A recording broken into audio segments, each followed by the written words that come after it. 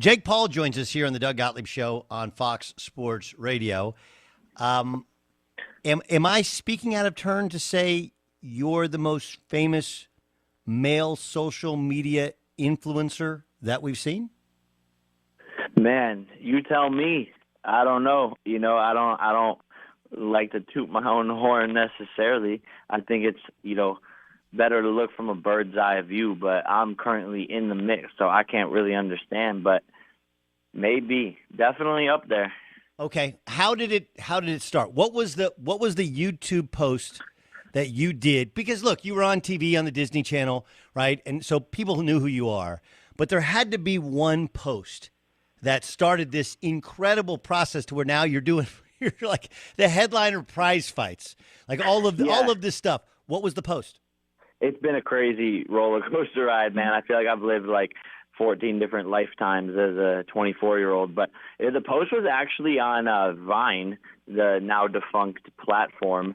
But it was a 6-second video, basically, where we like hacked into Vine and made it look like the phone was recording and it fell from like the sky. Pretty complicated to explain, but it went viral. And that was when I was 15 years old.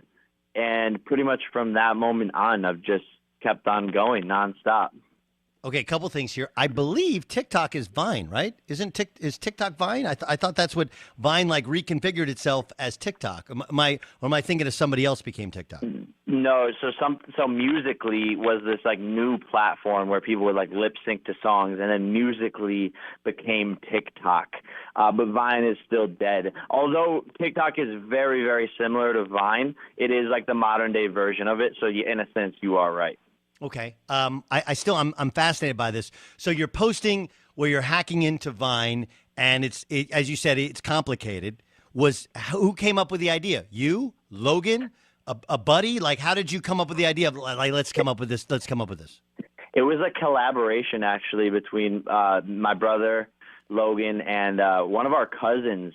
Actually, was like helping us out with the video. What's your cousin's name? Well, you have to mention his name. We have to give him a proper shout out. You're making the money. At least you can get a shout out. They were Allie Georgie and Matt Georgie. They were there helping actually with the first viral video. Shout out to the Georgies. When did you know? Like, did you look at your phone and it just started blowing? Like, how does it work as a beginning YouTuber when you're on Vine or whatever? Like, when did you know? Like, holy crap, this thing is taking off. Yeah. So at the time, it started to get like 5,000, 10,000 likes. And actually had to shut off the notifications on my phone because my phone was like blowing up like crazy, and just was in shock. Felt super famous. I was like, wow, we're the coolest people in the world. This video has like 500,000 views. This is the best thing ever. Okay, when was the first time you thought, you know what, I want to step in the ring and fight somebody? Back in 2018, there was these YouTubers from the UK who challenged my brother and I to a boxing match, and instantly we were down, signed the contract, and the next day we were training basically to become professional fighters with professional coaches. I put a boxing ring inside of my living room and started training every day, twice a day. And fell in love with the sport and really hadn't looked back since. Jake Paul joining us. Of course, he and his brother are now boxers. They've been YouTube legends. He's been an actor. He's done just about everything. And, of course, you're taking on Tommy Fury. Yes, if that name sounds familiar, he's the brother of Tyson Fury. You know what you're doing here, right? Like, Tyson Fury, like, that dude grew up as a boxer. It feels like you've done a lot of things, but you didn't grow up as a boxer. It's something that you've discovered here a little bit later on in life. Is there any thought of, okay, now I'm taking on a dude that's a real deal and he understands the sweet science a little bit more? Yeah, no, 100%, but that's what makes this exciting. I love to challenge myself, and that's what makes this a big fight, exactly this challenge. And just because, you've been doing something for a long time doesn't mean you've been doing it the right way. And I'm a big, big believer in that. And so I think in the short amount of time I've been in boxing, I believe down to the deepest bone of my body that I am a better fighter than Tommy Fury. And now I just have to prove that to the world on December 18th. You mentioned that you started training. You put a boxing ring at your house.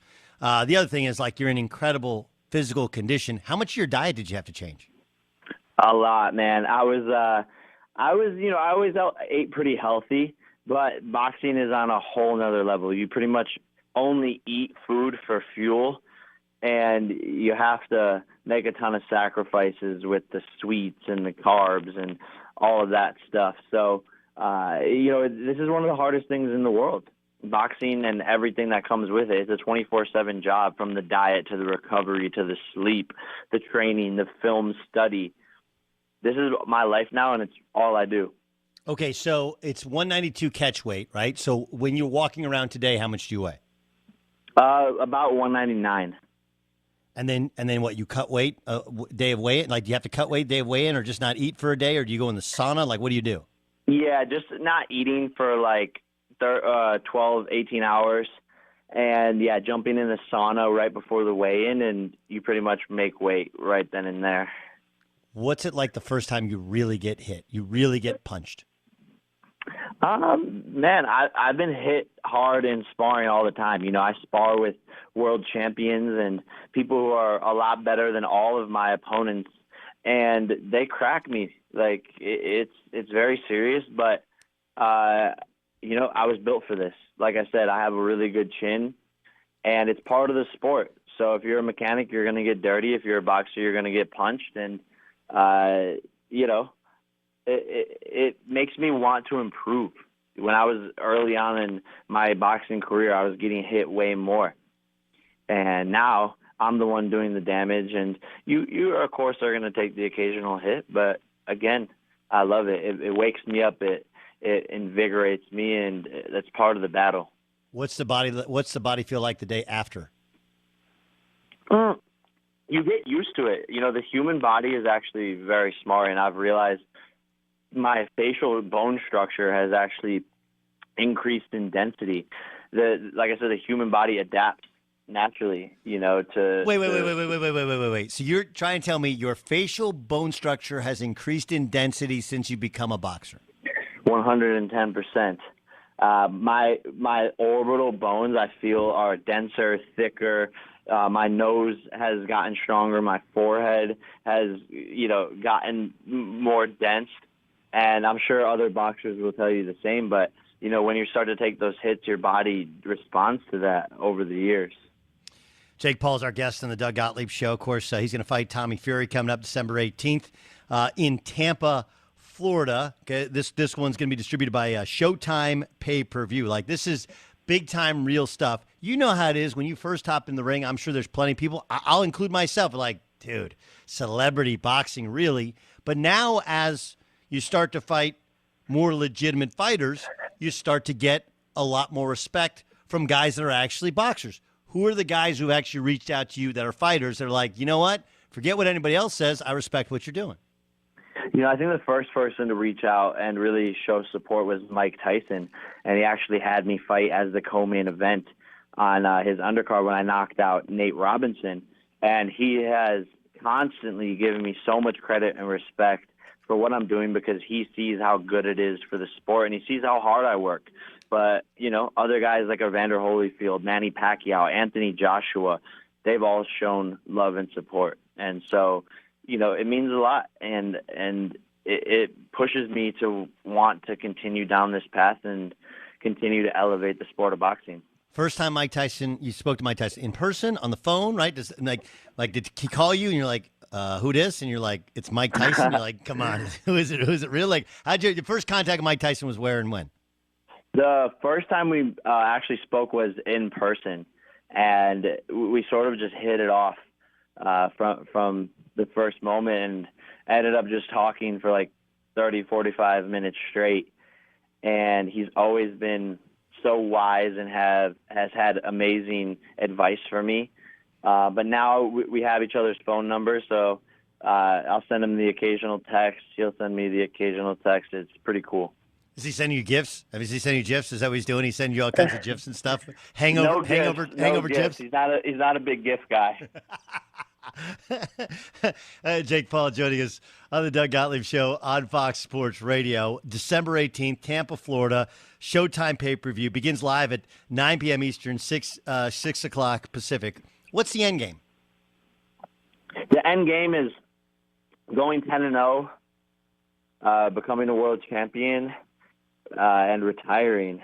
You know, get in, get out, and you know I'm an entrepreneur at the end of the day, so I'll be doing business down the line. Okay, so what's the next biz? You've already done TV, you've done the YouTube, doing the boxing. What's next? I'm taking over venture capital. I have a fund called Anti-Fund Investment Fund.